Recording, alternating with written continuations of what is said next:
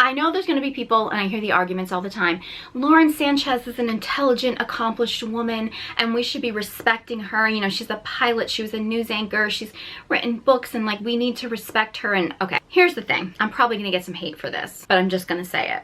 As a woman who worked for many, many years in a male-dominated industry, I was in stand-up comedy, which is a very, very misogynistic industry, and was frequently told that I was too pretty to be funny, or I constantly had to like tone down my body and tone down my look in order to be accepted and things like that. I completely empathize with a woman who is, you know, smart, intelligent, accomplished, and she's being discredited for her looks, her appearance, her sex appeal, or anything like that.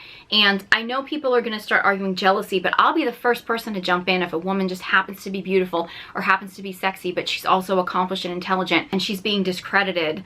Like, I'll be the first person to jump in and defend her. To a point. Like, there has to be a point where as a woman you're like, if you're not even gonna help yourself and you're going to make yourself into a sex toy blow-up doll, like, you can't really start arguing that people aren't looking at you like a intelligent, respectable businesswoman or something like that. Like, there has to be a line there.